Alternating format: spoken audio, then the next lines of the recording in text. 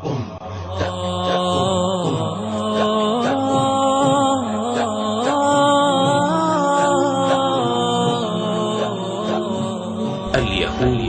وهيكل سليمان، لفضيلة الشيخ الدكتور محمد بن عبد الرحمن العريفي.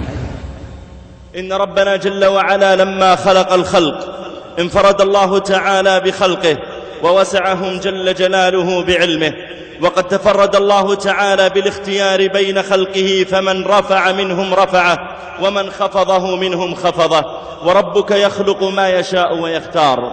ولقد اختار الله تعالى منذ برأ النسمات، اختار الله تعالى من الأزمنة ومن الشهور ومن الأماكن ومن المساجد ومن المياه، شرف الله تعالى بعضها على بعض ورفع الله تعالى بعضها على بعض. ولم تعرف أرض على مر التاريخ أشرف من أرض مكة التي جعلها الله تعالى مهبطا لرسالة محمد صلى الله عليه وسلم.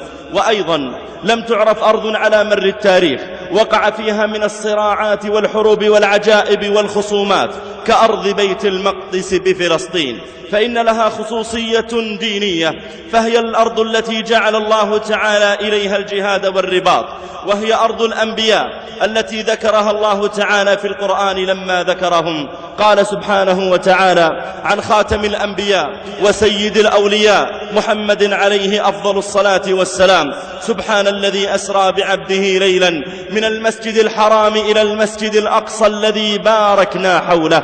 وقال الله جل وعلا عن موسى: إن موسى قال لقومه: يا قوم ادخلوا الأرض المقدسة التي كتب الله لكم ولا ترتدوا على أدباركم. وقال الله تعالى عن إبراهيم: ونجيناه ولوطا إلى الأرض التي باركنا فيها للعالمين. وقال جل وعلا عن سليمان: ولسليمان الريح عاصفة تجري بأمره إلى الأرض التي باركنا فيها. وقال تعالى عن بني إسرائيل: وأورثنا القوم الذين كانوا يستضعفون مشارق الأرض ومغاربها التي باركنا فيها. وقال جل وعلا عن قوم سبأ: وجعلنا بينهم وبين القرى التي باركنا فيها قرى ظاهرة. فإن الأرض التي بارك الله تعالى فيها هي أرض فلسطين. نص الله تعالى على أنها مباركة ومقدسة ومطهرة، وأن الأراضي التي حولها هي كلها أراض مباركة،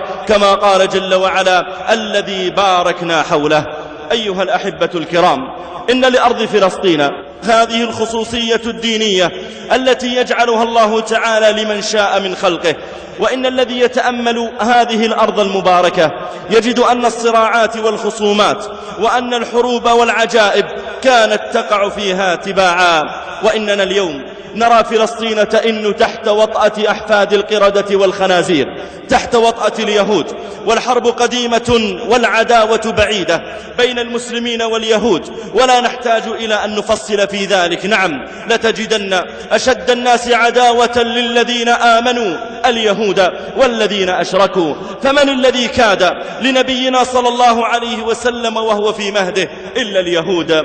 فقد أخرج ابن عدي أن حليمة السعدية لما أخذت النبي عليه الصلاة والسلام لترضعه في قومها في بني سعد، وكان عليه الصلاة والسلام صغيرا في مهده، فلما مشت به مر بها قوم من اليهود فسألوها وقد نظروا إلى وجه رسول الله صلى الله عليه وآله وسلم، قالوا لها: هذا ولدك.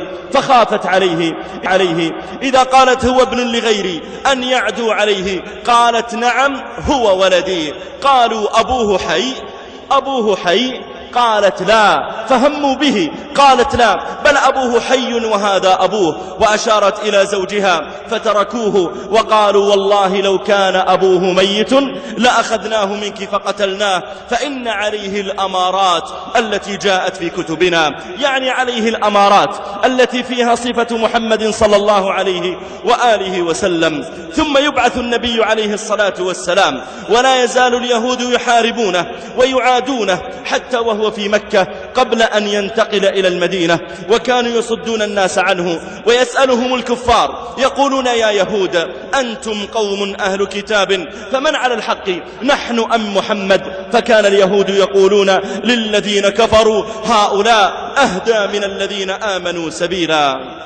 ثم يهاجر النبي صلى الله عليه وآله وسلم، يهاجر إلى المدينة، ولا يزال اليهود يعادونه ويحاربونه، يلتمس منهم مقتضى العهد والعقد الذي بينه وبينهم وهو النصرة في المدينة، فيلتمس منهم مساعدته في دية، فيقولون اجلس تحت هذا الجدار في ظله، ثم ينطلق أحدهم برحى ثقيلة إلى حجر ثقيل ليطرحه على رأس النبي عليه الصلاة والسلام من فوق ذلك الجدار، فينجيه الله تعالى وينزل عليه آيات بينات يرفع الله تعالى بها ذكره وأمره. ومن الذي كاد للنبي صلى الله عليه وسلم وساعد الكفار على غزو المدينة مرارا، وكانوا يمارئون الكفار ويساعدونهم بما استطاعوا لأجل حرب المسلمين في المدينة؟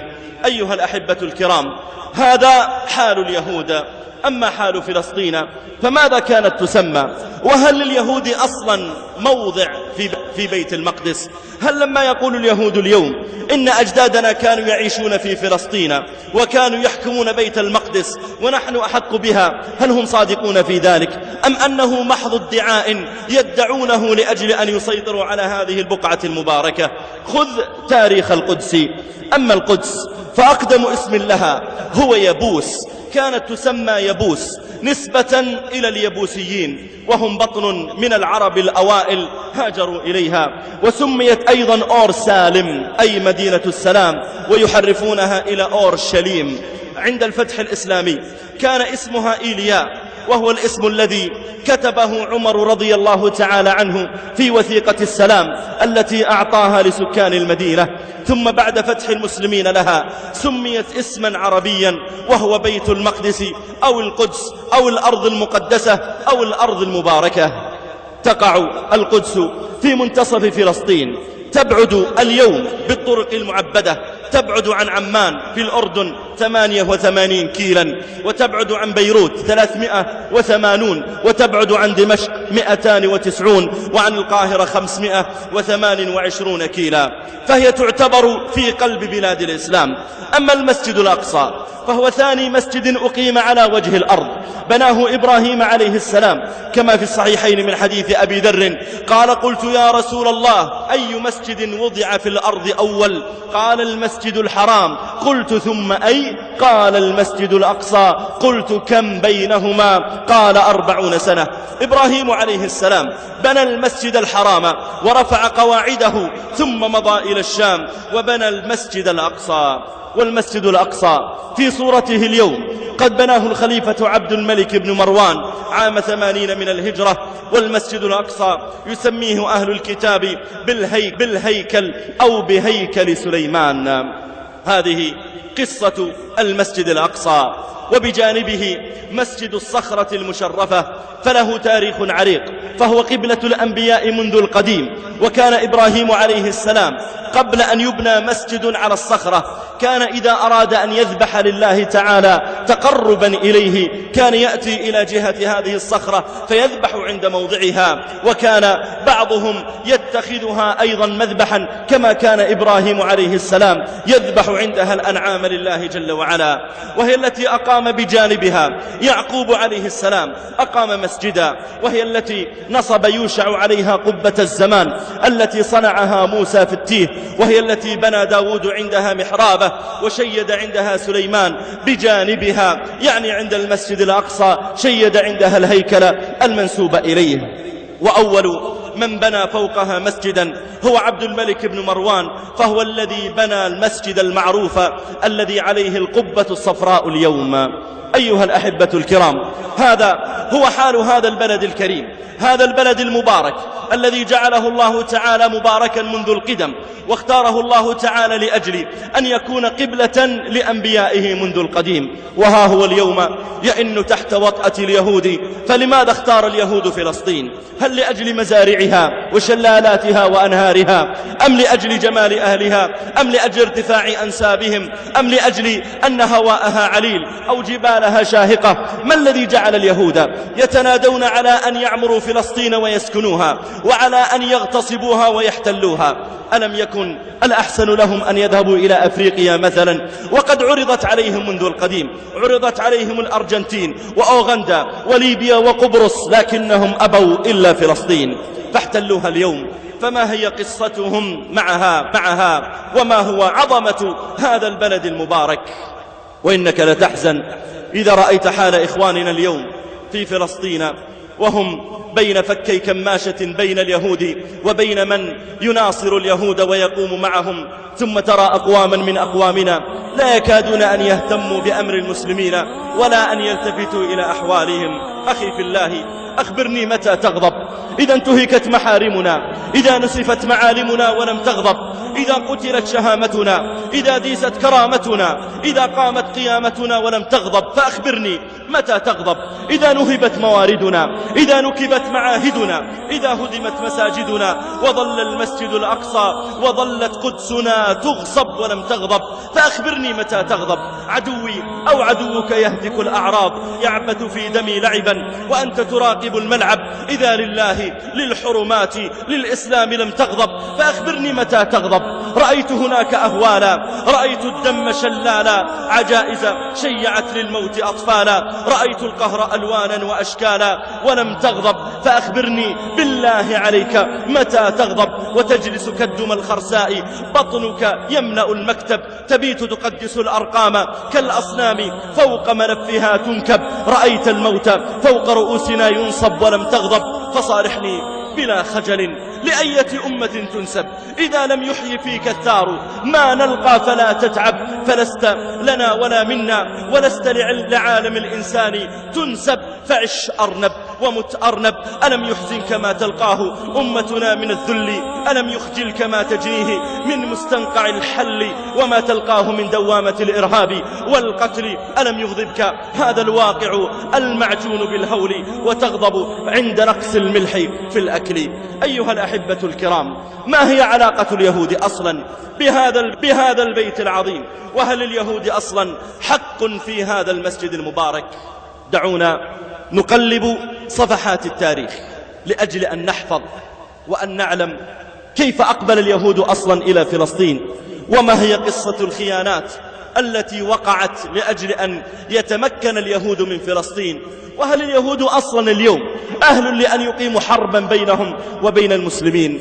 أما تاريخ المقدس والأقصى قبل بعثة محمد صلى الله عليه وآله وسلم فإنه قبل الميلاد ب3000 سنة هاجرت قبائل عربية، هاجرت من شبه الجزيرة العربية بسبب القحط والجوع، هاجرت شمالا حتى استقرت في فلسطين، وهم قبائل يبوس التي تقدم الكلام عنها.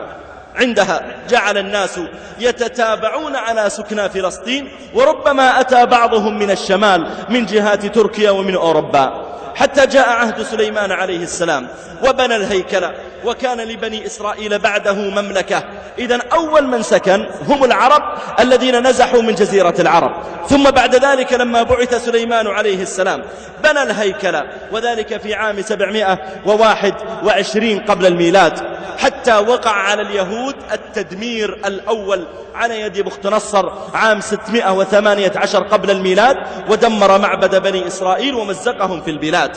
وقد ذكر العلماء في التاريخ كابن كثير وغيره، ذكروا أسباب كثيرة للهزيمة التي وقعت على بني إسرائيل وأنهم دمروا، منها أنهم ضيعوا الدين، وكانوا يقعون في الفواحش أمام بعضهم البعض، وكانوا لا يعظمون الشعائر. بل ذكر هذا أيضا في التوراة، في بعض مواضع التوراة ذكر أن سبب الدمار الذي وقع عليهم أنهم لم يكونوا أهلا لعمارة هذا البلد المبارك. وفي عام 538 قبل الميلاد بدأ اليهود يعودون إلى فلسطين ويتجمعون فيها وفي بيت المقدس، لكنهم كانوا شعبا غير مجتمع، بدأوا يأتون إليها لكنهم قبائل متفرقة يسكنون بين العرب الذين كانت لا تزال أصولهم موجودة فيها. مضت السنين وبعث الله تعالى لليهود في فلسطين، بعث لهم الأنبياء تلو الأنبياء، كما يبعث الله تعالى إلى من شاء. بعث مثلا إلى أهل مصر، بعث إليهم يوسف عليه السلام، يبعث الله تعالى أنبياءه إلى من شاء. بعث إلى أهل العراق يونس عليه السلام. ليس معنى أن الله تعالى بعث إلى اليهود في فلسطين أنبياء أنهم هم الأصل وأن الناس يعودون إليهم، كلا، فإن الأنبياء كانوا ينزلهم الله تعالى على من يشاء. وقد جعل الله تعالى لكل قوم نبيا، ولم يبعث نبي للناس عامة إلا نبينا محمد صلى الله عليه وآله وسلم. بعث الله تعالى عليهم الأنبياء، وكانوا يقتلون الأنبياء بغير حق، فذبحوا يحيى ونشروا زكريا بالمنشار، وكانوا يتجرؤون على الأنبياء. وكان فيهم أقوام صالحون وهم أتباع الأنبياء، وكانوا يعظمون بيت المقدس، هؤلاء الصالحون. أما عامة اليهود فكانوا لا يعظمونه بل يتجرؤون على الأنبياء. تقرأ في كتاب الله جل وعلا قصة أم مريم لما حملت بمريم فقالت كما ذكر الله تعالى: ربي إني نذرت لك ما في بطني محررا، يعني خالصا لك فتقبل مني. فكانوا من شدة تعظيمهم لبيت المقدس ينذرون الأولاد وهم في بطون أمهاتهم، ينذرونهم ألا يعملوا شيئا إلا أن يخدموا بيت المقدس ويقوموا عليه. حلفت ونذرت على أن تجعل ما في بطنها محررا لخدمة المسجد الأقصى. وكان اليهود لا يستحقون هذا التكريم الذي كرمهم الله تعالى بأن أسكنهم هذه الأرض المباركة، فتجرأوا على أنبيائهم. فبقتلهم الأنبياء وقعوا في الفساد الثاني، لتفسدن في الأرض مرتين. أفسدوا في المرة الأولى فعاقبهم الله تعالى ببخت نصر، ثم بعد ذلك لما عادوا بعدها ب300 أو 400 سنة بدأوا يفسدون مرة أخرى، فبعث الله تعالى إليهم عيسى عليه السلام. فلما بدأ دعوته لهم فإذا المسجد الأقصى قد اتخذوه سوقا للربا وملهى لسباق الحمام، فحذرهم من العقوبة الثانية. فكادوا له عن طريق الرومان الذين كانوا يحكمون البلاد، حتى كاد له الرومان وصلبوه فيما زعموا، وقتلوه وما قتلوه وما صلبوه ولكن شبه لهم، وما قتلوه يقينا بل رفعه الله إليه. رفع الله تعالى عيسى، وظل الهيكل المعظم يعني المسجد الأقصى، هم يسمونه هيكل ونحن نسميه مسجد، وهو موضع واحد.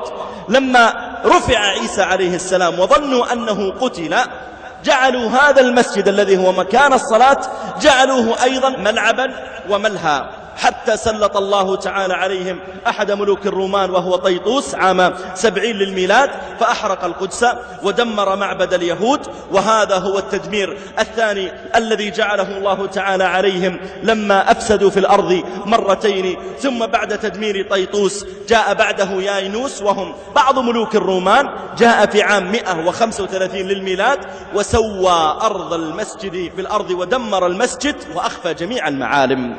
إذن لما عطل المسجد الأقصى أقبل هؤلاء الرومان ثم هدموا المسجد الأقصى، واليهود ما عندهم استعداد أصلا أن يدافعوا عنه، وأصلا هم لم يعرفوا أنهم حاربوا. أنت إذا نظرت في تاريخ اليهود تجد أنهم كما وصف الله: ولا تجدنهم أحرص الناس على حياة.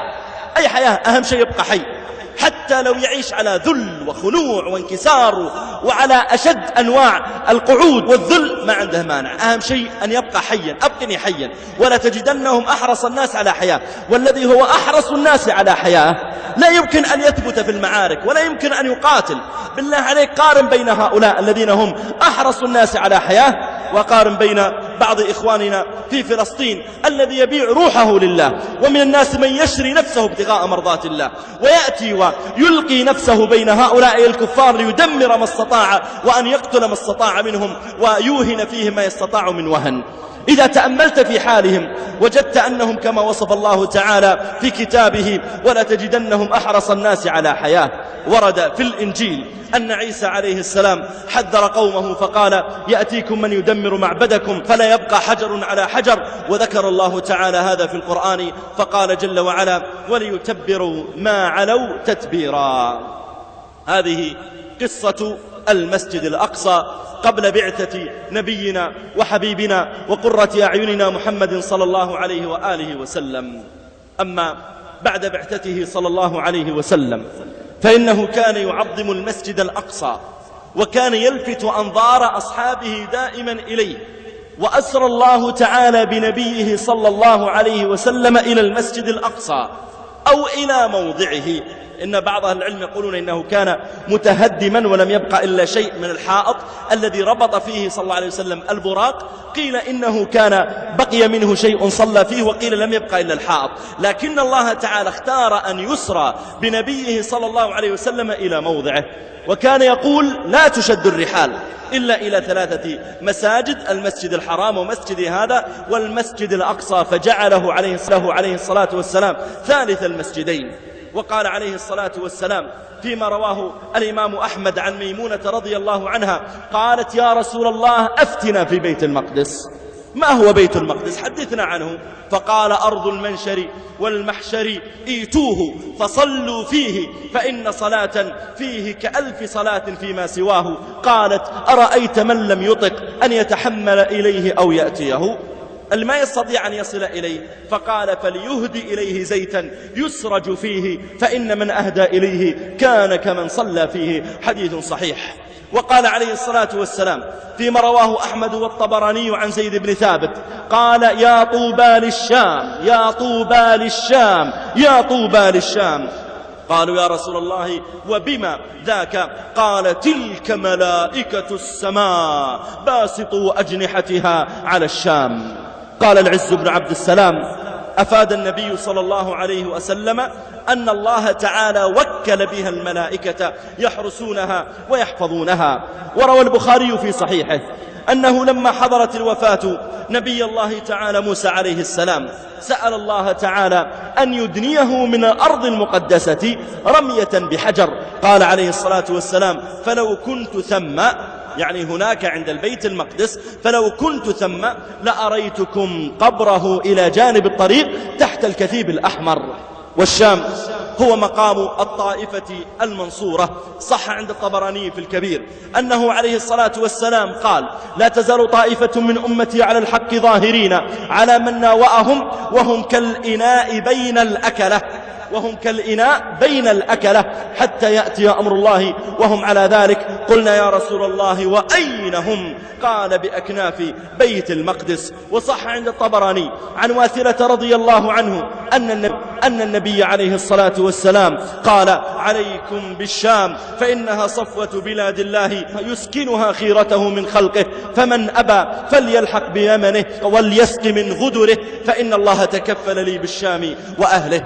ومن بركة الشام وجلالة قدرها واختيار الله تعالى لها أن عيسى عليه السلام يكون تنزله في الشام، وأن الدجال يقتل في الشام، وأن الشام هي أرض الملحمة الكبرى بين المسلمين والروم وبين المسلمين واليهود.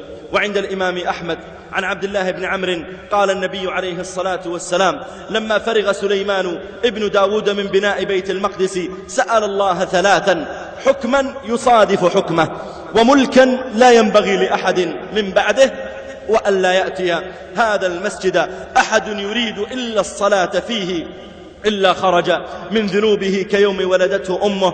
ثم قال النبي عليه الصلاة والسلام: أما 2 فقد أعطيهما، وأرجو أن يكون قد أعطي الثالثة. ومن بركة هذا المسجد وهذا الموضع المبارك أن الصحابة رضي الله تعالى عنهم كانوا يحرصون دائما على أن يزوروه. لما فتح عمر بن الخطاب رضي الله تعالى عنه، لما فتح بيت المقدس، أمر بعض الصحابة بالإقامة فيه، قال: لا ترجعوا إلى المدينة ولا إلى مكة، أقيموا في بيت المقدس في فلسطين في القدس. فكان عبادة بن الصامت هو أول قاض في فلسطين وزار بيت المقدس وصلى فيه أبو عبيدة وأم المؤمنين صفية ومعاذ بن جبل وعبد الله بن عمر وخالد بن الوليد وأبو ذر وأبو الدرداء وغيرهم كثير. بل إن ابن عمر لما زار بيت المقدس كان يحتسب أنه ينطبق عليه ما دعا به سليمان: من أتى هذا البيت لا يريد إلا الصلاة فيه رجع من ذنوبه كيوم ولدته أمه. فلما جاء ابن عمر وصلى في بيت المقدس وخرج عطشا قالوا له: نسقيك ماء؟ قال: والله لا أتنعم بشيء هنا سوى الصلاة، سأبقى عطشان حتى أخرج. من بيت المقدس ثم أشرب حتى لا أكون فعلت شيئا آخر غير الصلاة، أني جئت لأجل أن أذوق الماء هنا أو لأجل أن أشرب منه أو غير ذلك. أيها الأحبة الكرام، هذا هو شرف هذا البيت العظيم. كيف بدأ النبي صلى الله عليه وآله وسلم تحريره ممن كانوا يهينونه ولا يقومون بحقه، وما هي أول الحروب بين الروم وبين المسلمين. بدأ النبي صلى الله عليه وسلم يلتفت شمالا إلى بيت المقدس، إلى هذا البيت العظيم الذي لا يزال عليه أدران الشرك الروماني النصراني. فكما أخرج النبي صلى الله عليه وآله وسلم مكة من الشرك إلى الإيمان بتوفيق الله تعالى له وعنايته وحفظه وإعانته، أراد عليه الصلاة والسلام أن يقع على بيت المقدس ما وقع على البيت الحرام من التطهير من عمل الشرك وأدران الفسوق والكفران. فلما توطدت دعائم دولته عليه الصلاة والسلام في المدينة، بدأ يرسل الرسائل إلى هرقل يدعوه إلى الإسلام، إن دخل في الإسلام أو إن مكن للمسلمين الحضور إلى بيت المقدس وإن طهر بيت المقدس مما فيه من كفر، كان عليه الصلاة والسلام يرجو أشياء من وراء هذه الرسالة. فبعث النبي صلى الله عليه وسلم رسالته إلى هرقل عظيم الروم، ثم أرسل بعد ذلك الحارث ابن عمير إلى عظيم بصرى في الشام إلى شرحبيل الغساني، وكان الغساسنة قوما من العرب لكنهم نصارى يسكنون في مناطق الشام. أما شرحبيل الغساني ملك الغساسنة فإنه لما جاء إليه الحارث بن عمير رسول الله صلى الله عليه وسلم غضب لما قرأ الصحيفة، وأمر بالحارث بن عمير فربط وقتل. والرسل لا تقتل، الرسول مهما جاء بأي شيء لا يقتل، وهو أول رسول يقتل للنبي عليه الصلاة والسلام. فخاف النبي صلى الله عليه وسلم أن ينفرط العقد وأن يجرؤ كسرى على الرسول الذي يرسل إليه ويجرؤ غيره أيضا، فأمر عليه الصلاة والسلام أن يجهز جيش لغزو الشام، وذلك في العام 8 من الهجرة. واجتمع له صلى الله عليه وسلم 3000 مقاتل، وذهبوا لقتال الروم في معركة مؤتة المشهورة التي أمر النبي صلى الله عليه وسلم عليهم 3 من الصحابة إلى آخر ما وقع فيها. ثم بعد ذلك عاد الجيش إلى المدينة ولم يقتل من المسلمين. كما تعلمون في مؤتة أقبل الروم ب200,000 مقاتل والمسلمون فقط 3000، ومع ذلك لم يقتل من المسلمين إلا 12 فقط. أما الروم فقد قتل منهم مقتلة عظيمة، بدليل أن خالد رضي الله تعالى عنه يقول إن دق في يدي في يوم مؤتة 9 أسياف حديد يتكسر على جماجم من كثر الضرب. يقول إن دق الحديد ما تحمل، يقول إن دق في يدي في يوم مؤتة 9 أسياف ولم يثبت في يدي إلا صفيحة يمانية، إلا قطعة حديد يمانية بدأ يقاتل بها من شدة القتال. فلك أن تتصور كم قتل من الروم من المقتل العظيمة. وأصلا لو لم يقتل من الروم مقتل عظيمة ويروا قتالا وقوة وإلا لتجرأوا وواصلوا المجيء إلى المدينة، لكنهم لما رأوا هذه 3000 فعلت بهم ما فعلت علموا أن وراءهم أبطالا إن واصلوا الذهاب إلى المدينة فقد حفروا مقابرهم بأيديهم. ثم رجع الصحابة بعد مؤتة، وذلك في السنة 8. هذا أول حرب بين المسلمين وبين أهل الشام. ثم بعدها بسنة سمع النبي صلى الله عليه وسلم أن الروم قد جمعوا جموعهم لغزو جزيرة العرب، وأنهم جاءوا بجيش لا قبل لأحد به. فجهز النبي صلى الله عليه وسلم جيشه في وقت عسرة، واجتمع له عليه الصلاة والسلام 30,000 مقاتل، وذهب بهم إلى غزوة تبوك في شدة الحر والتعب والعسرة حتى نزلوا في تبوك. لكن الروم تراجعوا ولم يقاتلوا النبي صلى الله عليه وسلم ولا أصحابه. هكذا بدأت المناوشات في البداية بين المسلمين وبين الروم. ولم يزل المسجد الأقصى يئن تحت وطأة النصارى، تعلق حوله الصلبان وتملأ أرضه بالأوساخ، والنبي صلى الله عليه وسلم لا يزال قلبه معلقا بهذا المسجد الأقصى، لا يريد أن يموت حتى يطهره من درنهم. فلما عاد صلى الله عليه وسلم من حجة الوداع لا يزال الأمر يشغل باله، وينزل الله تعالى اليوم أكملت لكم دينكم وأتممت عليكم نعمتي، وينزل إذا جاء نصر الله والفتح ورأيت الناس يدخلون في دين الله أفواجا فسبح بحمد ربك واستغفره إنه كان توابا. آيات يفهم منها عليه الصلاة والسلام بدنو أجله، ومع ذلك عنده غاية عليه الصلاة والسلام يريد أن يحققها قبل أن ترتفع روحه إلى بارها. يرجع عليه الصلاة والسلام من حجة الوداع، يرجع إلى المدينة. أول ما وصل إلى المدينة بعد حجة الوداع بأيام بدأ به صلى الله عليه وسلم مرض الموت، وبدأ به صداعه، وكان يقول لا أزال أجد أثر السم الذي سمتني به اليهودية، وهذا أوان انقطاع أبهري إلى غير ذلك. فكان يشعر بدنو الأجل، لكنه مع ذلك لا تزال القضية الكبرى تشغل باله، كيف نحرر المسجد الأقصى من أدران هؤلاء. فلما عاد من حجته من حجة الوداع جهز جيشا لغزو الشام، وأمر عليهم أسامة ابن زيد، وكان عمره لم يجاوز 18 سنة. أمره أن يسير حتى يوطئ جيشه تخوم البلقاء والدارون من أرض فلسطين، هكذا في وصيته، قال امضي بجيشك حتى تطأ إلى أرض فلسطين.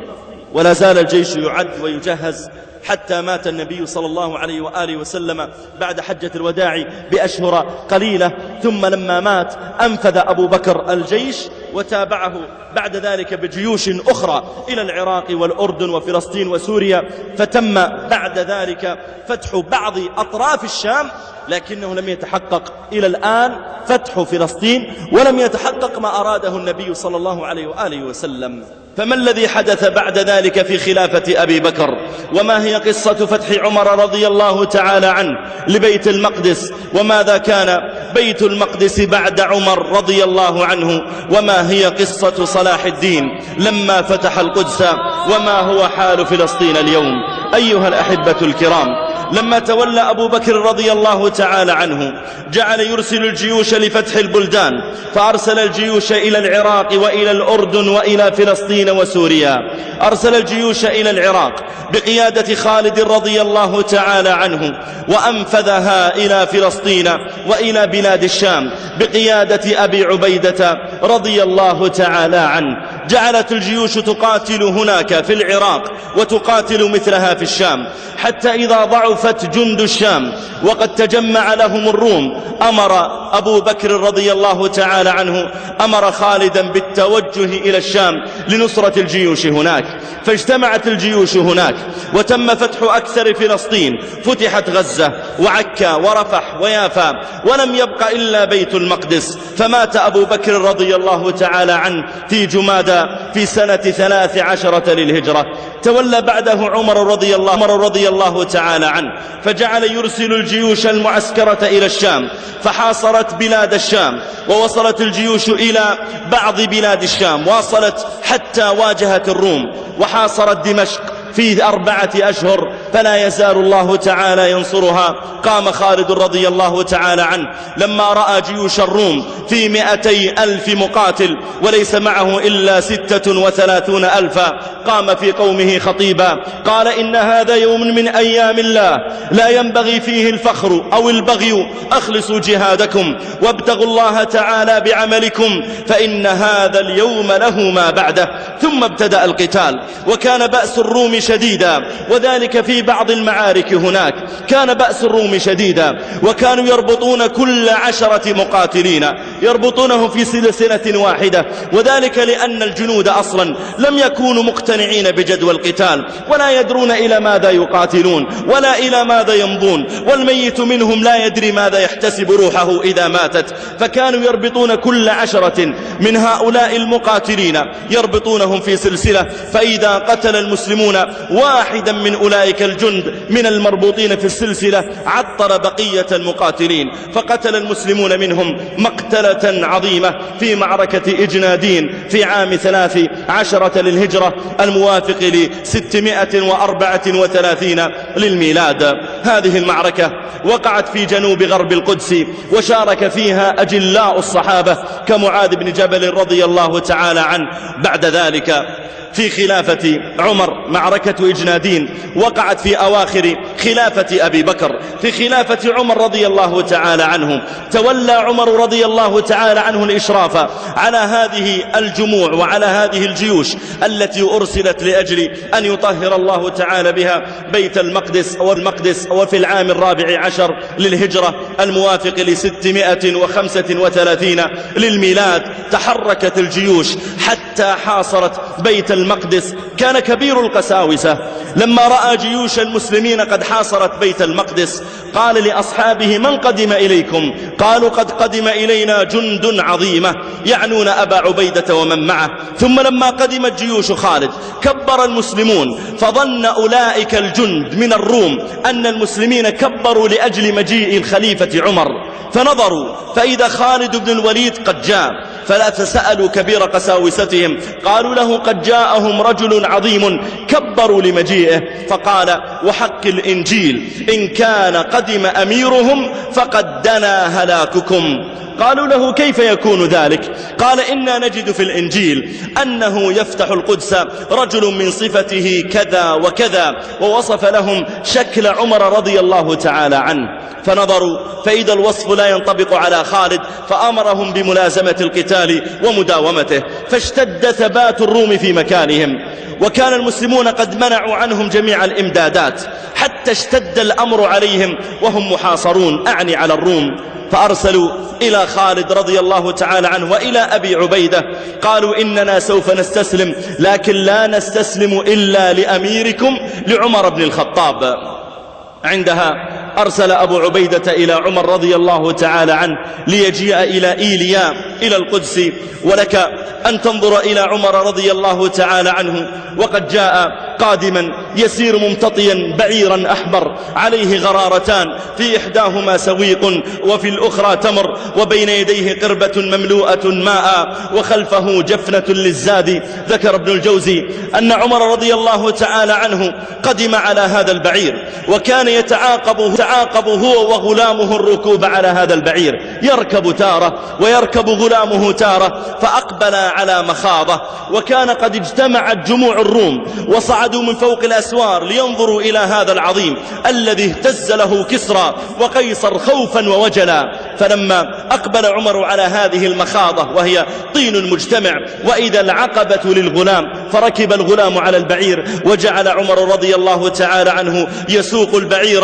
فأقبل إليه أبو عبيدة قال: يا أمير المؤمنين، لو أنك فعلت غير ذلك. وقرب إليه دابة أحسن وأجمل، وقرب إليه ثيابا، وعمر يسوق البعير بيد ويحمل نعله بيد ويخوض في هذا الطين. فالتفت عمر إلى أبي عبيدة قال: لو غيرك قالها يا أبا عبيدة، لو غيرك قالها يا أبا عبيدة. ثم قال كلمته المشهورة: نحن قوم أعزنا الله بالإسلام، لم يعزنا بمركب ولا بسيف ولا بمظهر ولا بثوب ولا بمال ولا بمنصب، إنما العز بالإسلام. قال: نحن قوم أعزنا الله بالإسلام، فمتى ابتغينا العزة بغيره أذلنا الله.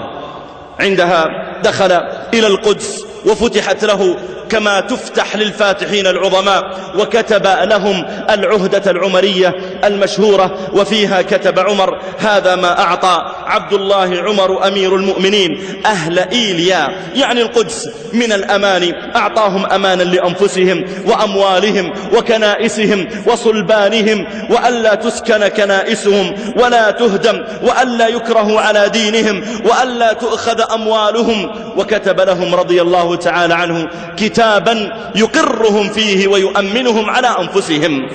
احفظ هذا في ذهنك، ثم انظر ما سنذكره عن دخول النصارى بعد ذلك إلى فلسطين وماذا فعلوا بالمسلمين. عمر في عام 14 للهجرة يدخل ويكتب لهم: لكم الأمان، لا نقتل مقاتلا ولا نقتل امرأة ولا شيخا كبيرا ولا طفلا صغيرا، حتى الكنائس لا نهدمها ولا نخربها، تعبدوا كما تريدون، لن نأخذ منكم أموالا إلا ما يتعلق بالجزية التي تؤخذ من أموالكم، كما نأخذ من المقتدرين من المسلمين الزكاة الذين يسكنون في أراضينا، كذلك أنتم أيها النصارى لن نأخذ منكم زكاة لأنكم غير مسلمين، وبالتالي نأخذ منكم الجزية لقاء ما يقدم لكم الإسلام.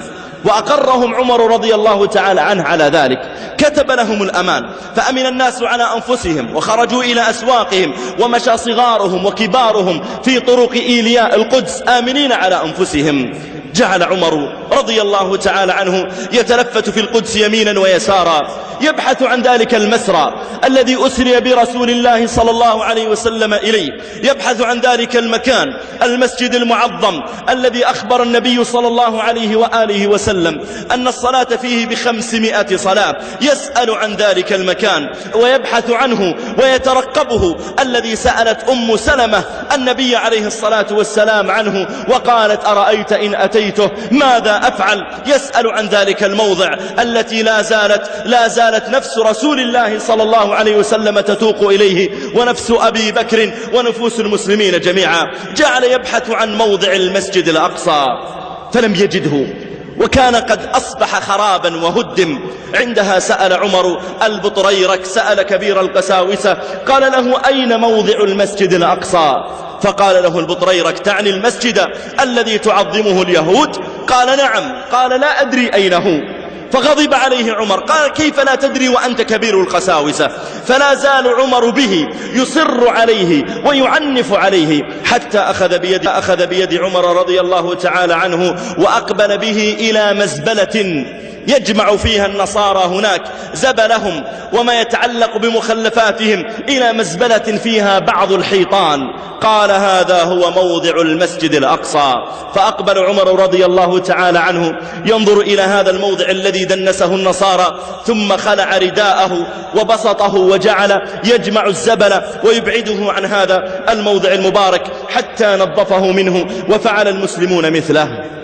فلما نظف الموضع وظهر مكان المحراب وظهرت بعض الحيطان، أقبل رضي الله تعالى عنه وصلى ركعتين، قرأ في الأولى سورة صاد وفي الثانية قرأ سورة الإسراء. ثم أمر عمر رضي الله تعالى عنه ببناء المسجد الأقصى، فجعل المسلمون يعملون فيه، وكان أسرع ما وجدوا لأجل بنائه الخشب، فبنوه من الخشب ليتسع ل3000 مصل. واستمر المسلمون يحكمون تلك البلاد المباركة، أعني القدس ودمشق وما حولها من أراضي الشام، جعلوا يحكمون تلك البلاد المباركة.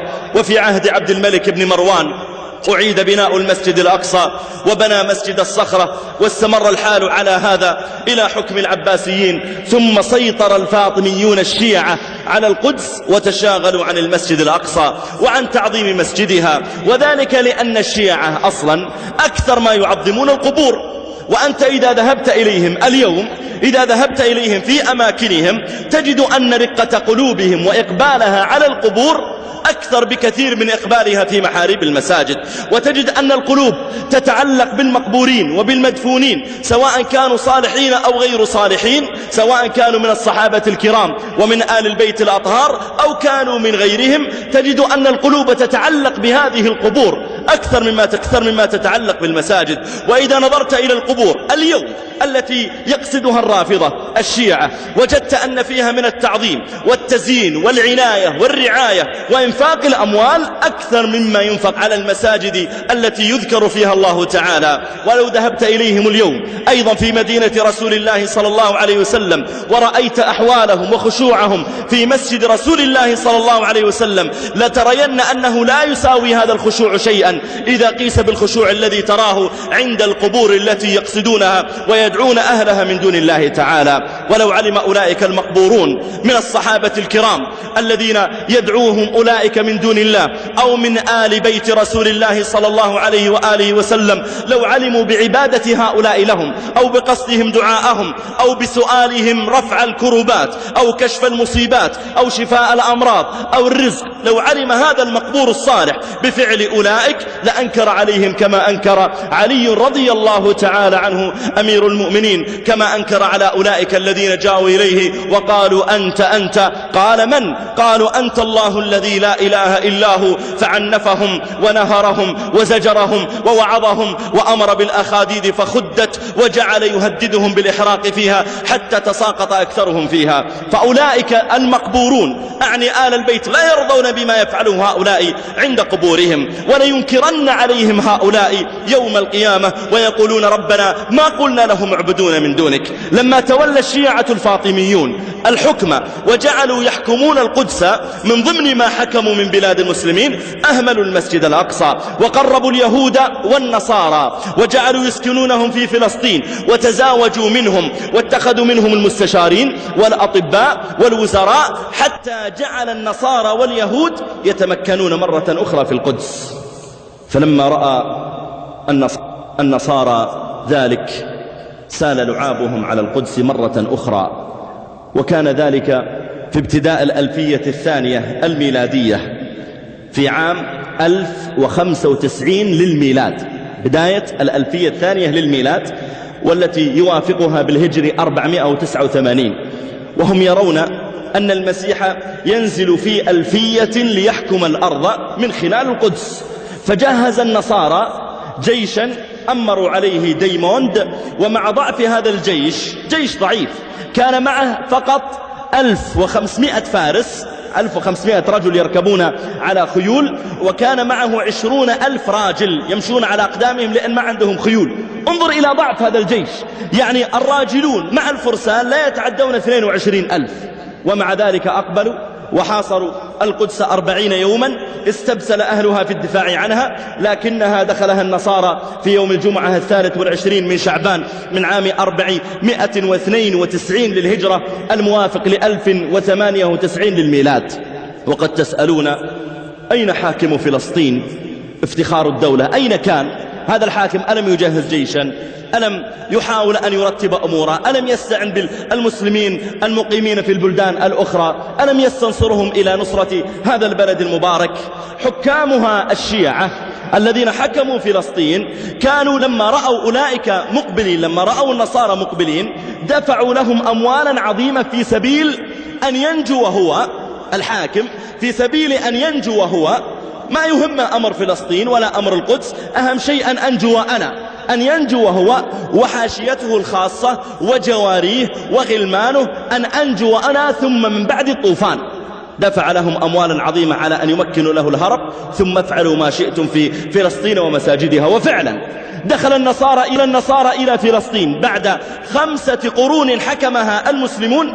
دخل النصارى إلى فلسطين، ولما دخلوا أصابهم هوس وهستيريا، أخذوا يزرعون الرعب والدمار والخراب، قتلوا النساء والصبيان والشبان ودمروا كل ما يقع تحت أيديهم، حتى بكت النساء والصبيان بل الرجال والشيب، حتى المساجد تبكي وهي جامدة، حتى المنابر ترثي وهي عيدان. أعندكم خبر من أهل مقدسنا؟ فقد مضى بحديث القوم ركبان، يا رب أم وطفل حيل بينهما، كما تفرق أرواح وأبدان. وطفلة مثل حسن الشمس إذ طلعت، كأنما هي ياقوت ومرجان، يقودها العلج للمكروه صاغرة، والعين باكية والقلب حزنان. لمثل هذا يذوب القلب من كمد إن كان في القلب إسلام وإيمان. جعل النصارى يطوفون في شوارع فلسطين، يعلقون الصلبان على منابرها وينتهكون أعراض مسلماتها. أيا عمر الفاروق هل لك عودة؟ فإن جيوش الروم تنهى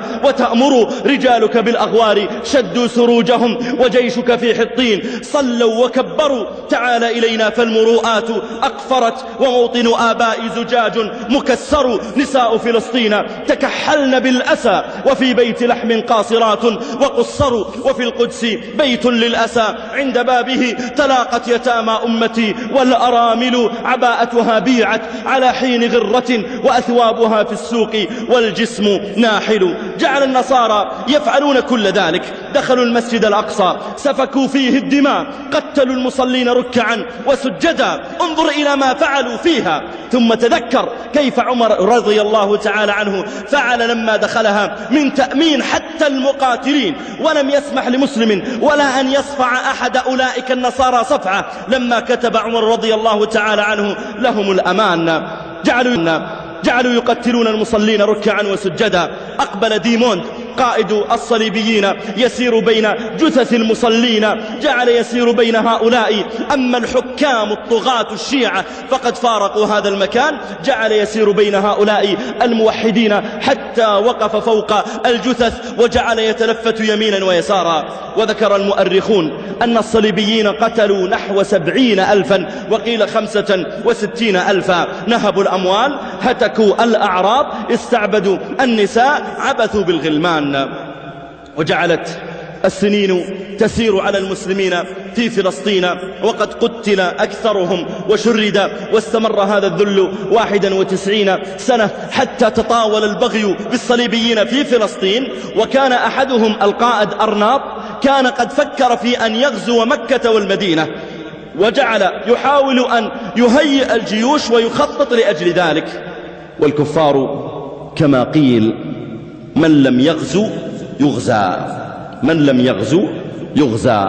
قاتلوا المشركين حيث وجدتموهم، قاتلوا الذين يلونكم من الكفار. لما قعد المسلمون يتنعمون بالنعم فكر أولئك النصارى بغزوهم فغزوهم، وما أشبه الليلة بالبارحة. هذا الرجل جلس 91 سنة يأكل ويشرب ويستمتع بخيرات بلاد الشام، ثم جعل يفكر لم أغزى إذن أغزو، فجعل يفكر في غزو مكة والمدينة حتى أذن الله تعالى بالنصر للسلطان الملك الناصر صلاح الدين يوسف ابن أيوب، فخرج من دمشق وطهر بلاد السواحل إلى أن وصل إلى عسقلان، وجعل يمشي متوجها إلى بيت المقدس، ثم توقف فجأة وأخذ يفكر في ضعف جيشه وفي كثرة من في بيت المقدس من النصارى ومن العدد والعدة والعتاد للحرب، فجعل ينظر إلى ضعف جيشه وإلى كثرة النصارى في بيت المقدس وإلى تمكنهم، وإلى أنهم قد صار لهم قرابة القرن وهم يعبثون في بيت المقدس، فكيف أستطيع أنا أن أطهره منهم؟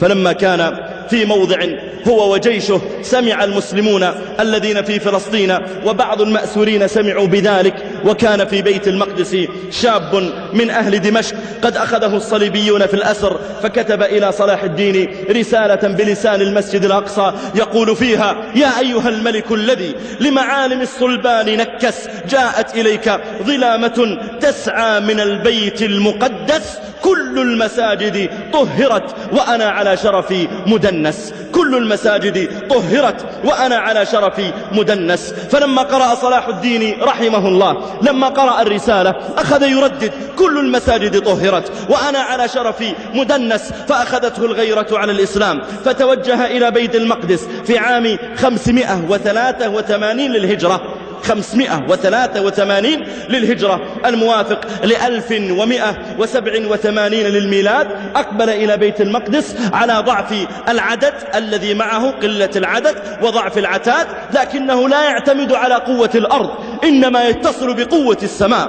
فلما نصب المجانيق حول المدينة جعل يقاتل قتال الأبطال الأشاوس، ودارت معركة حطين المشهورة، وجعل جنده يحملون أرواحهم على أكفهم. إن الله اشترى من المؤمنين أنفسهم وأموالهم بأن لهم الجنة، يقاتلون في سبيل الله فيقتلون ويقتلون وعدا عليه حقا. وفتحت جنود الحق بيت المقدس وطهرت المسجد الأقصى وأخرجت منه الخنازير، لم تخشى من عدد النصارى ولا من قوة عدتهم، والله تعالى مع المؤمنين وهو يدحر الكافرين. نعم، قاتلوهم يعذبهم الله بأيديكم ويخزهم وينصركم عليهم ويشفي صدور قوم مؤمنين. ويقول الله تعالى: ولن يجعل الله للكافرين على المؤمنين سبيلا. ويقول الله جل وعلا: فلم تقتلوهم ولكن الله قتلهم وما رميت إذ رميت ولكن الله رمى. ويقول الله جل وعلا: إن الله يدافع عن الذين آمنوا. والله أيها الإخوة الكرام، لو أن المسلمين اليوم فعلا اعتقدوا مثل هذه العقيدة الجازمة بربهم جل جلاله، وعاد المسلمون إلى وحدتهم وصفت نياتهم لله سبحانه وتعالى، وصار قادة المسلمين لا يفكرون في أنفسهم ولا في أموالهم ولا في كراسيهم ولا في مناصبهم، إنما يجعل هجراه صباحا ومساء هو نصرة دين الله تعالى لوجدت أن الله تعالى يجمع لهم الحسنيين، النصر في الدنيا والفوز العظيم يوم القيامة عنده جل جلاله. لكن لما قعدت الهمم وضعف الإيمان وتفرق الناس ونظر كل واحد إلى مصلحته كما فعل حكام فلسطين في السابق الذين تكلمنا عنهم لما كان يحكمهم الفاطميون الشيعة، ماذا فعلوا لما قالوا أنجونا نحن بأنفسنا وافعلوا ما شئتم؟ لما صار كل إنسان يفكر في نفسه دون أن ينظر إلى هموم الأمة ولا يلتفت إلى مآسيهم ولا يهمه أن يجوع غيره أو يعطش أو يمرض، أهم شيء أن يكون هو على شبع وأن يكون راويا لابسا مطمئنا نائما صحيحا غير سقيم. لو أن المسلمين اليوم فعلا تركوا هذه الأمور النفسية التي بينهم وتوحدوا، لا أعني فقط الحكام بل حتى الجماعات الإسلامية اليوم مع الأسف التي بدأت تتناحر وتتقام بها كما قال الله تعالى أو يلبسكم شيعا ويذيق بعضكم بأس بعض.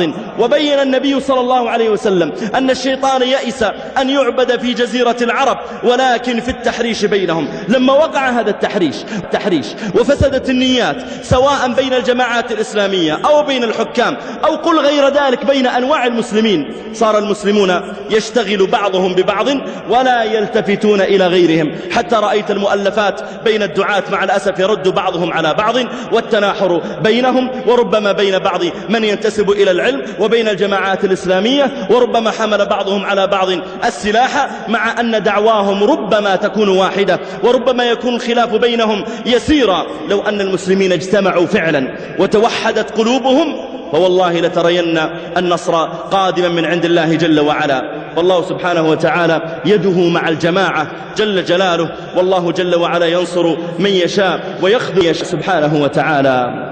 استمر صلاح الدين رحمه الله تعالى، استمر يحكم فلسطين، وحكمت فلسطين دولة المماليك، ثم آلت الخلافة بعد ذلك إلى العثمانيين في تركيا فسيطروا على بيت المقدس، ثم توسع محمد علي والي فلسطين حتى يسيطر على الشام في 10 سنوات، ثم تقلص حكمه إلى مصر، ثم عادت الشام إلى العثمانيين. بعد ذلك بدأ النصارى يغزونها، غزاها النصارى الفرنسيون لكنهم لم يفلحوا في الاستيلاء عليها، ثم غزاها النصارى الإنجليز البريطانيون ودخلوا القدس في عام 1917، وهذا هو العام الذي صدر فيه وعد بلفور بإعطاء اليهود وطنا قوميا في فلسطين، وأعلنت بريطانيا الحماية على مصر وفلسطين وهيأتها لليهود.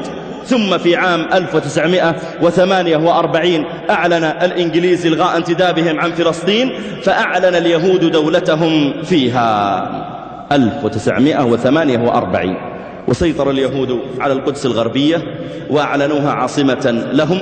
وفي عام 1967 احتل اليهود القدس الشرقية التي بها المسجد الأقصى، وأعلنوا منذ ذلك الحين إلى وقتنا هذا أن القدس هي العاصمة الموحدة الأبدية لدولتهم، يعنون دولة إسرائيل. ولا يزال يقف وراءهم النصارى، لأن النصارى يعتقدون أن القدس هي مدينة المسيح. فما العلاقة بين النصارى وبين اليهود؟ أليس النصارى يعتقدون أن اليهود هم الذين صلبوا المسيح؟ إذن لماذا يناصرونهم ولماذا يقفون معهم؟ حتى أعلن إخواننا في غزة قبل أيام أنهم وجدوا آلاف العتاد الأمريكي في غزة قد دعمت به أمريكا النصرانية، دعمت به من يناصرها على إخواننا في فلسطين. أنواع من العتاد والمدرعات وناقلات الجنود وآلاف الرشاشات. لماذا يدعم النصارى اليهود؟ وما هي العلاقة بينهم أصلا، مع أن هناك تعارض أصلا في العقيدة بينهم؟ اليهود اليوم يقولون نريد أن نعيد بناء هيكل سليمان. هم يعتقدون اليهود أنهم إذا بنوا هيكل سليمان وتم البناء لهيكل سليمان خرج المخلص لليهود. المخلص لليهود هو المسيح الدجال، هذا في اعتقادهم اليوم. إلى الآن يعتقدون ذلك، وتجده في كتبهم. ولو سألت بعض حاخاماتهم وكبار علمائهم لوجدت أنه يقر بذلك ويسوق لك نصوصا عليه من كتبهم المعظمة عندهم المقدسة. فهذا المسيح الدجال إذا خرج أخبر النبي عليه الصلاة والسلام أن اليهود يعظمونه، فقال صلى الله عليه وسلم: يتبع الدجال من يهود أصبهان 70,000 عليهم الطيالسة، يعني عليهم اللباس الذي يلبسه علماء اليهود، بمعنى أن اليهود يتبعون هذا المسيح الدجال، فإذا كان المسيح الدجال يتبعه 70,000 من علمائهم فما بالك كم يتبعه من عامتهم، وذلك أنهم يعتبرونه هو المخلص لليهود. النصارى يعتقدون أنه إذا تم بناء الهيكل وخرج المسيح الدجال عندها ينزل عيسى بن مريم، والنصارى يعتقدون في عيسى. قد يقول البعض: كيف ينزل عيسى بن مريم؟ المسلمون هم الذين يعتقدون أن عيسى ينزل. أقول: صحيح، النصارى يعتقدون أن عيسى عليه السلام صلب ومات، وبعد 3 أيام من وضعه في كهف رفع إلى السماء ويجلس بجانب أبيه تعالى الله عن ذلك علوا كبيرا، ما اتخذ صاحبة ولا ولد، هو واحد لا إله إلا هو جل في علاه. هم يعتقدون أنه كذلك، وأن عيسى سينزل، يعتقدون أن الله سينزل عيسى مرة أخرى، يعني يعتقدون أن الله ينزل ولده تعالى الله لم يتخذ صاحبة ولا ولدا. فهم يرون أنه إذا بني الهيكل وخرج المسيح الدجال عندها ينزل عيسى بن مريم، فإذا نزل عيسى بن مريم ابتدأ عهد جديد للنصارى يحكمون فيه العالم من خلال القدس. إذن النصارى يعتقدون أن اليهود قنطرة يعبرون عليها إلى مجدهم، أن اليهود جسر يعبرون عليه إلى حكم العالم، فلا يريدون هذا الجسر أن يتحطم. لذلك لو أنه قتل اليهود ودمر عليهم أمرهم في فلسطين وشردوا ووقعت عليهم الهزيمة، يرى النصارى أن نزول المسيح عيسى بن مريم سيتأخر، لكن بقاء اليهود وحكم اليهود وقوة اليهود في فلسطين وتمكن اليهود على بيت المقدس، يعتقد النصارى أنه يهيئ أن يخرج المسيح الدجال ثم أن ينزل عيسى بن مريم. لذلك تجد أن النصارى اليوم لا يزالون يدعمون أولئك اليهود ويقومون معهم وينصرونهم بشتى أنواع النصر، ويسمحون لهم بأنواع من التمكن سواء في بلاد النصارى أو في بلاد المسلمين. وكلما تعين رجل من النصارى رئيسا على قومه، كلما كان هذا الرئيس أشد تمسكا بنصوص دينه، وجدت أنه يكون أكثر دعما لليهود. وانظر في تاريخ النصارى اليوم وتاريخ قادتهم، تجد أنه كلما تولى إنسان منهم يكون متمسكا بدينهم أكثر ومعلنا لنصوص الإنجيل أكثر، تجد أنه يكون أكثر دعما لأولئك. هذه قصة فلسطين. ما هي قصة هيكل سليمان عليه السلام؟ وما هو شكل هذا الهيكل؟ وكيف كانت تعظمه اليهود؟ وهل طلب سليمان منهم أن يعظموه؟ وهل كان هذا الهيكل هل كان خاصا فقط بسليمان، أم أن من جاء قبله أيضا من أنبياء بني إسرائيل كان لهم هياكل كهيكل سليمان؟ ومن جاء بعد سليمان من أنبياء بني إسرائيل هل كان لهم هياكل؟ أيها الأحبة الكرام، بالنظر في كتب التاريخ وما ألفه أولئك القوم في دائرة المعارف اليهودية، وكذلك في كتب التاريخ المترجمة، وكذلك النظر في السنن النبوية، سأذكر لكم بعض المعلومات التي أكاد أجزم بإذن الله أنها صحيحة فيما يتعلق بهيكل سليمان عليه السلام. تذكر الحقائق والوقائع التاريخية أن سليمان عليه السلام قد بنى هيكلا أو عدة هياكل، والهيكل معناه المكان المعد للعبادة، يعني مسجد. نحن نسميه مسجد، النصارى يسمونه كنيسة، هم كانوا يسمونه هيكل، مكان معد للعبادة للتعبد، شكله كشكل المساجد، يكون له أسوار وفيه أماكن للعبادة، فيه غرف للاعتكاف إلى غير ذلك، مكان عادي يتعبد فيه من أراد أن يتعبد. الذي يدلك أن سليمان عليه السلام لم يبني هيكلا واحدا، يعني مكانا للعبادة واحد، إنما بنى عددا من الهياكل، هو قول الله تعالى عن الجن: يعملون له ما يشاء. من إيش؟ ماذا كانوا يعملون له؟ من محاريب وتماثيل وجفان كالجواب وقدور الراسيات. إذن الجن كانوا يصنعون لسليمان محاريب، فهو ليس مسجدا أو هيكلا واحدا كان عند سليمان، إنما هي عدة هياكل. لذلك قال الله تعالى محاريب، ليس هو واحد، إنما أعظمها هو الذي سيأتي الكلام عليه، وهو الذي يسمى بهيكل سليمان. هيكل سليمان من وجهة النظر اليهودية يرون أنه معبد لسليمان اغتصبه المسلمون، ومن وجهة النظر الإسلامية وهو الحق الذي دلت عليها الأدلة الشرعية أصلا وتكلم به العادلون من اليهود كما سيأتي، أن المكان الذي فيه المسجد الأقصى اليوم هو مكان معظم مقدس. هذا المكان بني مسجدا لله تعالى من القديم. لذلك في حديث أبي ذر الذي رواه مسلم قال أبو ذر: يا رسول الله، أي مسجد في الأرض كان أول؟ فقال صلى الله عليه وسلم: المسجد الحرام. وأرجو أيها الأحبة الكرام أن تحفظوا هذه المعلومات لأنها مهمة. أنت قد تناقش أي شخص، خاصة اليوم مع انتشار النقاشات من الإخوة الكرام من خلال الإنترنت وغيره، ينبغي أن تكون المسائل الشرعية حاضرة في الذهن. قال أبو ذر: يا رسول الله، أي مسجد في الأرض بني أول؟ فقال صلى الله عليه وسلم: المسجد الحرام. قال يا رسول الله، ثم أي؟ قال: ثم المسجد الأقصى. فقال أبو ذر: يا رسول الله، فكم كان بينهما؟ قال: بينهما 40 سنة. والحديث رواه مسلم في صحيحه، وهو حديث صحيح بلا شك. الذي بنى المسجد الحرام أول من بناه الملائكة، ثم بعد ذلك انهدم فبناه بعض أولاد بني آدم، ثم بعد ذلك انهدم فبناه إبراهيم عليه السلام، ثم بعد ذلك انهدم فبنته قريش، ووضع النبي صلى الله عليه وسلم الحجر الأسود. لذلك لما ذكر الله تعالى إبراهيم عليه السلام ماذا قال؟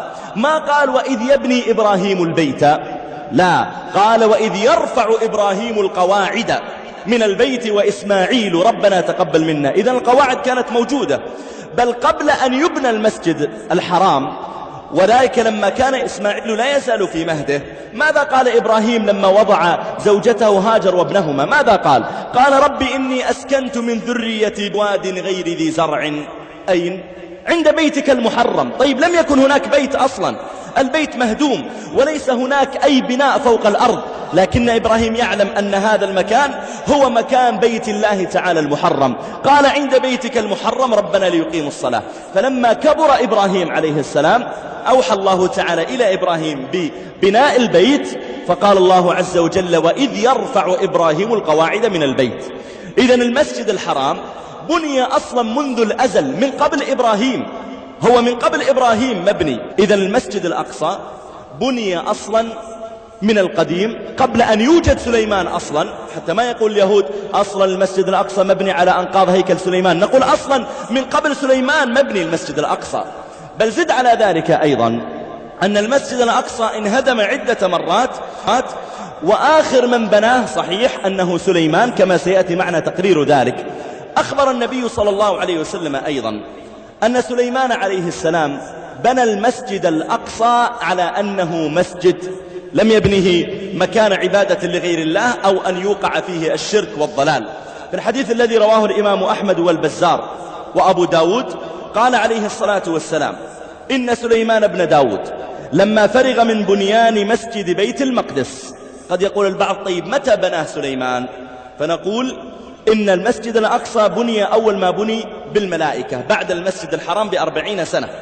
فلما بنى إبراهيم عليه السلام المسجد الحرام أوحى الله تعالى إليه أن يبني المسجد الأقصى، أن يرفع قواعده كما رفع قواعد المسجد الحرام. فذهب إبراهيم عليه السلام إلى فلسطين وبنى المسجد الأقصى أيضا، ثم وقع عليه ما وقع من الهدم كما سيأتي بعد قليل بالتاريخ متى هدم وكم مرة هدم، ثم بناه سليمان. اسمع إلى حديث رسول الله صلى الله عليه وسلم وهو يذكر بناء سليمان للمسجد الأقصى. قال عليه الصلاة والسلام فيما رواه أحمد وأبو داود والبزار قال: إن سليمان بن داود لما فرغ من بنيان مسجد بيت المقدس سأل الله ثلاثا: حكما وملكا لا ينبغي لأحد من بعده. والثالثة: ولا يأتي هذا المسجد أحد لا يريد إلا الصلاة إلا خرج من خطيئته كيوم ولدته أمه. قال صلى الله عليه وسلم: أما اثنتان فقد أعطيهما، يعني الحكم والملك قد أعطيهما. قال: وأنا أرجو أن يكون قد أعطي الثالثة، أي قد أعطي أن من أتى إلى هذا المسجد يريد الصلاة فيه أنه تغفر له ذنوبه. هذا فيما يتعلق ببناء المسجد الأقصى. وهل أصلا لسليمان عليه السلام تجديد فيه أم أنه بناء من أصل؟ اليهود ماذا يعتقدون في الهيكل؟ خذ عقيدتهم باختصار حتى لا أطيل عليكم. الهيكل عند اليهود بالعبرية اسمه بيت همقداش، أو البيت المقدس، أو هيخال، وتعني البيت الكبير. من أسماء الهيكل عندهم يهوه، وهو إله اليهود. إذن هم بنوا أصلا يعدون الهيكل يعدونه بيتا للإله، وذلك كما في الكتاب المقدس في سفر الملوك الإصحاح 8 الفقرتان 12 و13. بعد ذلك جعلوا هذا الهيكل جعلوا يعظمونه ويجعلونه مكانا لأداء الطقوس وتقديم القرابين إلى غير ذلك من أنواع ما يفعل من التعبد فيه. يزعمون أن سليمان بناه فوق جبل موريا، وهو جبل بيت المقدس، حيث الآن يوجد المسجد الأقصى ومسجد قبة الصخرة. اليهود يسمون هذا الجبل ليس موريا، يسمونه بجبل الهيكل. وجاءت قصة بناء سليمان للهيكل في سفري الملوك الأول وأخبار الأيام كما في التوراة والإنجيل. هدم هذا الهيكل مرارا.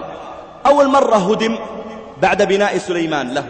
الآن الكلام ليس قبل سليمان، نحن قلنا إنه بناه إبراهيم عليه السلام، ثم بعد ذلك وقع عليه ما وقع من هدم، بناه يعقوب أيضا عليه السلام ثم انهدم، ثم بنى. وذلك أن فلسطين كان يتتابع عليها ثقافات شتى، يتتابع عليها الرومان، يملكها النصارى، يملكها اليهود، فكان فيها صراعات أصلا، فكانوا يعتدون على معابد بعضهم بعضا.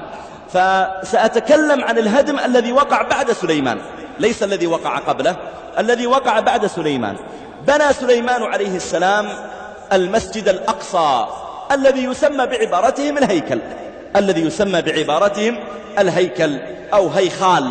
فبنى الهيكل، وبعد ذلك هدم الهيكل على يد نبوخذ نصر البابلي عام 586 قبل الميلاد. لبث 60 سنة مهدوما، ثم بعد ذلك أعيد بناؤه عام 520، والباني له رجل اسمه زور بابل. ثم بعد ذلك انهدم مرة أخرى، ثم بني انهدم عام 70 للميلاد. انهدم المرة الأولى على يد بخت نصر، ثم انهدم المرة الثانية على يد القائد الروماني توتوس. الآن هم ينادون ببناء الهيكل للمرة الثالثة. طبعا ما معنى بناء الهيكل؟ بعض الناس يظن أن الهيكل الذي يبحث عنه اليهود اليوم تحت المسجد الأقصى يظنونه هو منبر مثلا سيجدونه، أو أنه قطعة من خشب كان يقف عليها سليمان. لما نقول هيكل يا جماعة هو قرابة أسواره، كما في بعض الموسوعات التي تكلمت عن ذلك، أسواره المتقابلة قرابة 30 متر إلى 30 متر، ثم في 10 أمتار أو في 20 مترا. إذن هو مثل المسجد أصلا كبير. فلما يقول لك نبحث عن آثار الهيكل، أصلا ما في هيكل، هي أحجار، وقد ذهبت هذه الأحجار، منها ما هدم، منها ما مضى به مع تعريات الجو وتتابع الدنيا قد انهدم.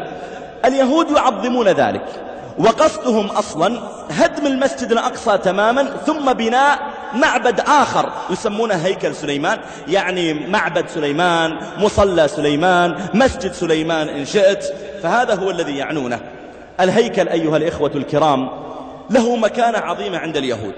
يقول وول ديورانت في قصة الحضارة، يقول: كان بناء الهيكل أهم الحادثات الكبرى في ملحمة اليهود، ذلك أن الهيكل لم يكن بيتا لليهود، إنما لم يكن بيتا ليهوه، يعني إله اليهود فحسب، بل كان مركزا روحيا لليهود إلى آخره.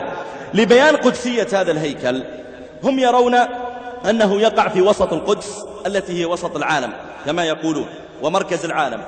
يقولون إن الهيكل هو كنز الإله. الهيكل عندهم بالنسبة إلى الإله أثمن من السماوات والأرض. يقولون الهيكل هذا عند ربنا أعظم من السماوات والأرض، ويقولون إن الله خلق الهيكل بكلتا يديه بينما خلق السماوات والأرض بيد واحدة، إلى آخر ما يقولون. لما هدم الهيكل على يد الروماني توتوس عام 70 للميلاد لم يستطع اليهود إعادة بنائه إلى يومنا هذا، لم يستطع بنائه إلى يومنا هذا.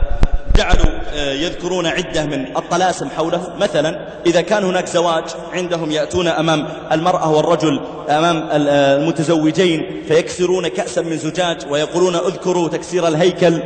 أحيانا يذرون على جبهة العريس الرجل المتزوج أو على زوجته يذرون عليها رمادا ويقولون اذكر تحطيم الهيكل. عندهم صلاة بالليل، يصومون أيضا يوما معينا من السنة يقولون هذا اليوم هو اليوم الذي هدم فيه الهيكل.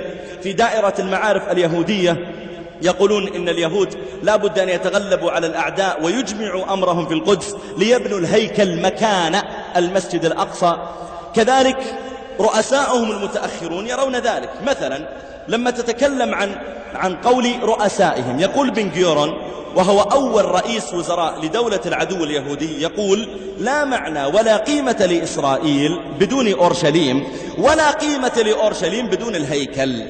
يقول أصلا ما فيه معنى لدولة إسرائيل من غير القدس أورشليم، ولا معنى لأورشليم ولا لها أي قيمة بدون ما يكون فيه هيكل. إذن هم الآن منذ أكثر من 30 سنة من 1968 وهم لا يزالون كل مرة يحفرون وينقبون ويعملون، وإلى الآن لم يجدوا هيكلا، إنما المقصود هدم هذا المسجد الأقصى. قال أيضا باراك، قال مرة للرئيس الفلسطيني ياسر عرفات الراحل، قال إن أي رئيس وزراء إسرائيلي لن يوقع وثيقة أو اتفاق ينقل السيادة من على جبل الهيكل، يعني بيت المقدس، ينقلها إلى الفلسطينيين أو إلى هيئة إسلامية. يقول لا تفكر أننا مع كثرة اتفاقاتنا يمكن أن نوافق وأن نوقع وثيقة أنكم تملكون موضع بيت المقدس. يعني كونكم توافقون تعطون بيت المقدس وتأخذون ما سواه ما عندنا مانع، أما بيت المقدس فهو الذي عندنا في العقيدة أننا نملكه. وقال أيضا باراك، قال إن هيكل سليمان يوجد تحت المسجدين، المسجد الأقصى وقبة الصخرة، ومن أجل ذلك لن تسمح إسرائيل بالتنازل عنهما للسيادة الفلسطينية. لا أريد أن أطيل عليكم. في أمريكا اليوم عدد كبير من المنظمات المسيحية الصهيونية التي تعمل وتجمع التبرعات وتقيم الندوات والمؤتمرات لأجل إعادة بناء الهيكل.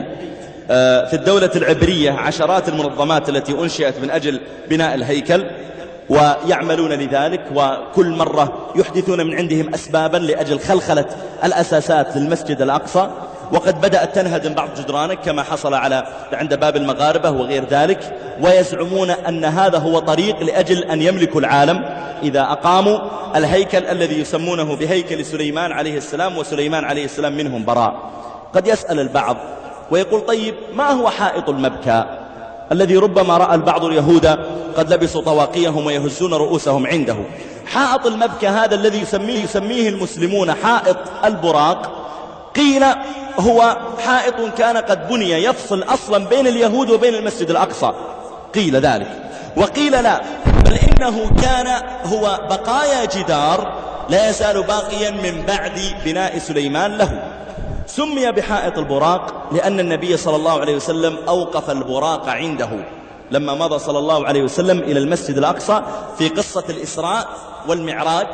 ربط النبي صلى الله عليه وسلم البراق كانت عند هذا الحائط وأوقفه عنده وصلى في المسجد. المسجد لما صلى فيه النبي صلى الله عليه وسلم لم يكن مسجدا مقاما، وذلك أنه كان هرقل، النصارى كانوا يحكمون القدس، والنصارى لا يعظمون المسجد الأقصى أصلا. لذلك لما فتحها عمر رضي الله تعالى عنه عام 15 للهجرة أقبل فإذا المسجد الأقصى مزبلة قد جعله النصارى، فخلع رداءه رضي الله تعالى عنه وجعل يجمع الزبل ويعظم هذا المسجد الحرام. فالنبي صلى الله عليه وسلم أصلا لما أقبل إلى المسجد الأقصى لم يكن له بناء تام. لما أسري به إليه صلى الله عليه وسلم لما كان في مكة قبل أن يهاجر إلى المدينة، فصلى في موضعه، كان هناك أساساته لا تزال موجودة لكنها مزبلة، جدران متهدمة مزبلة، حتى بعد ذلك أعاد بناءه عمر رضي الله تعالى عنه. أخيرا أيها الأحبة الكرام، أمر الله تعالى المسلمين بحفظ مقدساتهم وتعظيمها، والمسلمون أهل لذلك بإذن الله تعالى، ونسأل الله تعالى أن يجعل عملهم في ضلال وفي تباب، وألا يقيم لهم دولة، وأسأل الله تعالى أن يقيم علم الجهاد في أمة محمد صلى الله عليه وسلم، وأسأل الله تعالى أن يجعل قائد المسلمين في هذا الجهاد أحبهم إليه وأكثرهم طاعة له. اللهم يا ذا الجلال والإكرام يا حي يا قيوم يا رب العالمين، إنا نسألك أن تطهر المسجد الأقصى من رجس اليهود. اللهم إنا نسألك أن تطهر المسجد الأقصى من رجس اليهود. اللهم إنا نسألك أن تطهر المسجد الأقصى من رجس اليهود يا حي يا قيوم. اللهم ارزقنا فيه صلاة قبل الممات يا ذا الجلال والإكرام. اللهم أعز الإسلام والمسلمين في كل أرض من أرضك، واخذل الشرك والمشركين، ودمر أعداءك أعداء الدين، واجعل بلدنا هذا آمنا مطمئنا وسائر بلاد المسلمين يا حي يا قيوم يا رب العالمين. اللهم إنا نسألك فعل الخيرات وترك المنكرات وحب المساكين، وإذا أردت بعبادك فتنة فاقبضنا إليك غير خزايا ولا مفتونين. اللهم وفق ولي أمرنا لما تحب وترضى. اللهم خذ بناصيته للبر والتقوى.